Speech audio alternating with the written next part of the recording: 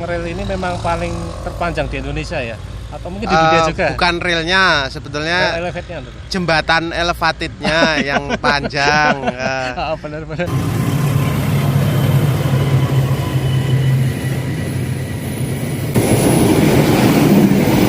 Kebetulan ada kereta api lewat. Proyek double track elevated Simpang Joglo. Di konstruksi pekerjaan Purpal. Saya dicopot frame ini, nanti corongnya dipasang lagi buat nuang beton. Oke teman-teman, ketemu lagi dengan Supri Oke. Kali ini kita akan update untuk perkembangan atau progres pembangunan rel layang elevated Joglo ya teman-teman. Jadi saat malam hari ini saya nggak sendirian. Ini saya ditemani Mas siapa?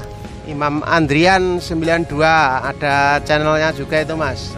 Mohon dukungannya ya. Ya, kali ini kita bareng-bareng sama Mas Supri Oke akan membahas tentang perkembangan di double track elevated Simpang Joglo. Mungkin dari Mas Supri ada yang mau ditanya-tanya, kita bahas bersama gitu.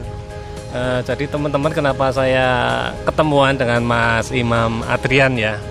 Mas Imam Adrian karena dia setiap hari bikin ini liputan tentang rel elevated ini. Malam hari ini kita akan ngobrol-ngobrol untuk mencari tahu sedikit perkembangan progres pembangunan rel elevated ini sampai di mana ya. Mungkin Mas Adrian karena tiap hari dia sering ini jalan-jalan di proyek apa Mas namanya?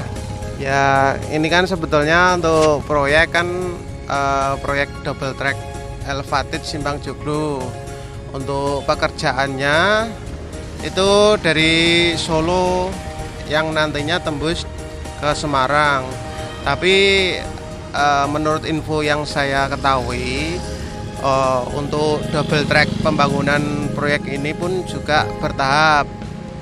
Ya, untuk pertama-tama pembangunan dari Solo Balapan utamanya untuk mengurai kemacetan di area Simpang Joglo itu yang nantinya akan dibuat elevated atau layang itu dari Solo Balapan ke stasiun Kadipiro.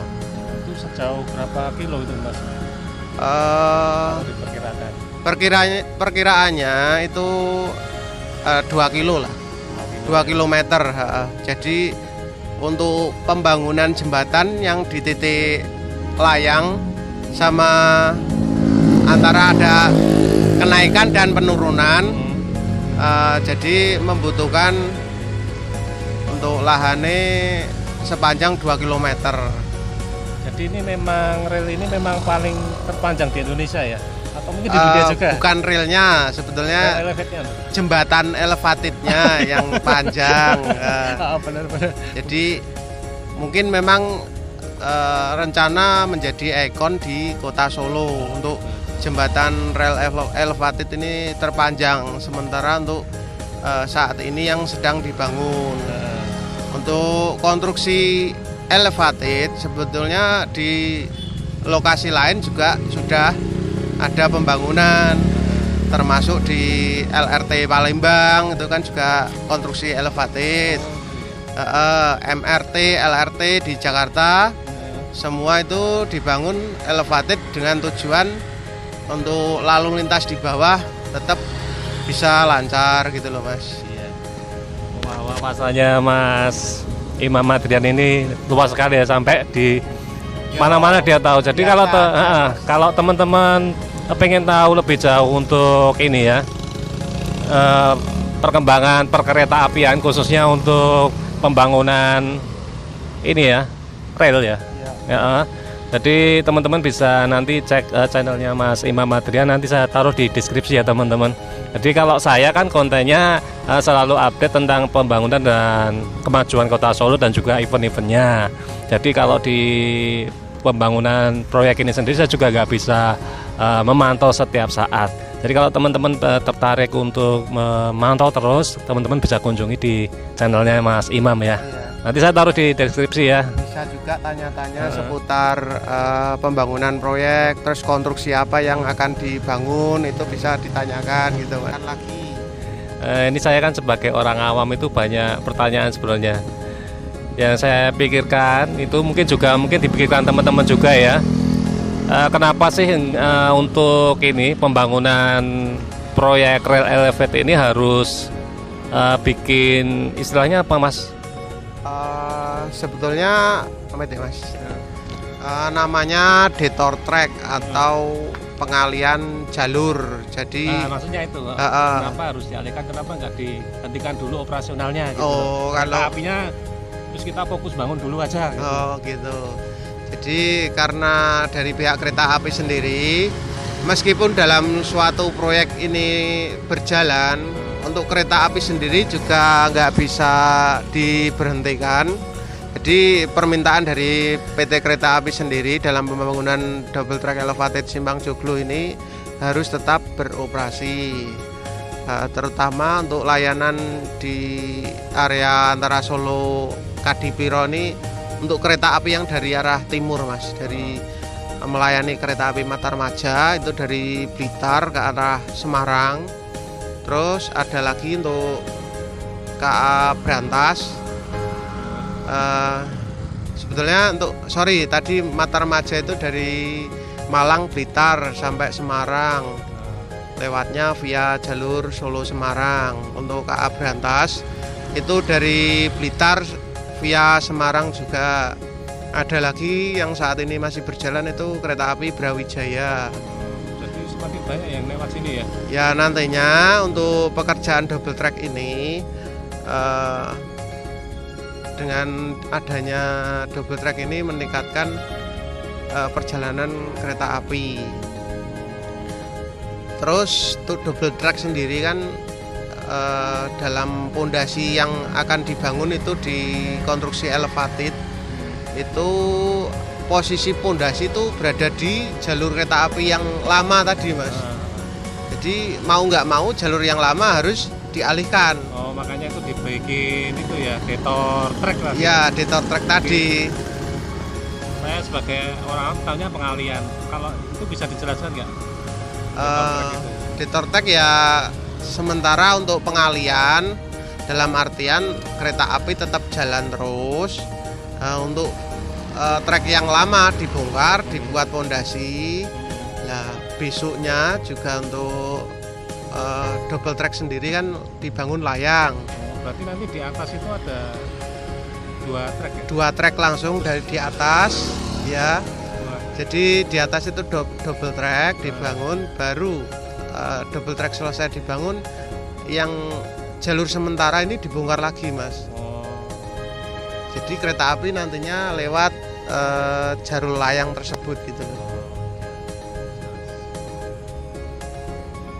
Apalagi ya, Mas, ini kalau perbedaannya pembangunan proyek ini ya, rel ini dengan proyek-proyek yang di jalan raya itu teman ya.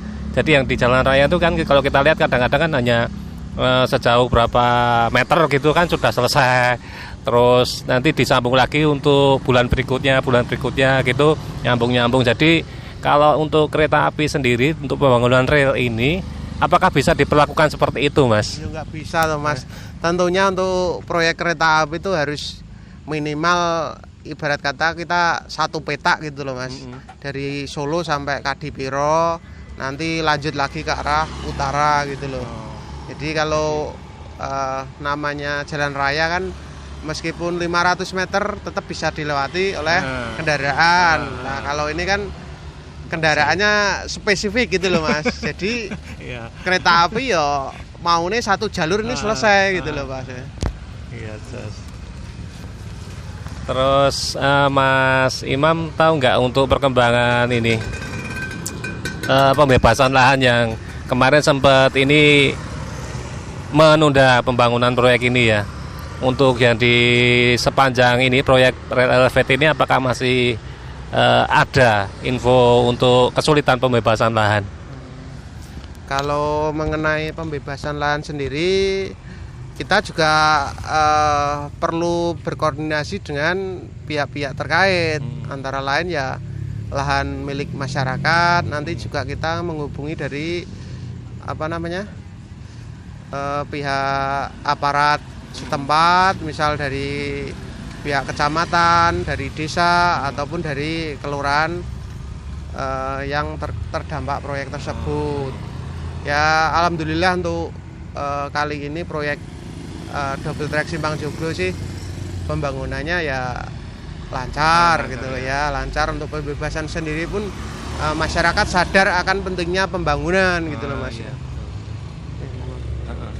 Jadi terima kasih ya untuk warga Solo yang sudah merelakan untuk ini ya, lahannya digunakan untuk pembangunan rel elevated ini. Harapan kita sebagai warga Solo itu ya kemacetan ini yang akibat dampak dari pembangunan rel elevated ini, karena yang biasanya jalanan bisa kita lewati 2 arah sekarang jadi 1 arah dan kita harus muter ya kan. Ya, karena dalam proses pembangunan. Iya, karena ini ya, untuk proyek pembangunan ini perlu perluasan lahannya, karena ini kita sudah masuk tahap apa Mas untuk proyek pembangunannya? Nah, mungkin tahu karena jenengan kan yang memantau. Iya. Jadi dalam pembangunan ini sudah dalam tahap konstruksi pondasi. Oh, pondasi. Terutama nggak pakai paku bumi itu Mas? Nanti ada yang struktur yang pakai paku bumi ada. Oh, ada ya. Untuk konstruksi saat ini pondasi borpel. Oh. Borpelnya apa lagi? Borpel itu ya untuk konstruksi, jadi posisi pengeboran di area pondasi gitu loh Mas. Jadi ya mohon maaf untuk warga-warga Solo, dimohon untuk bersabar kan gitu dalam tahap pembangunan ini.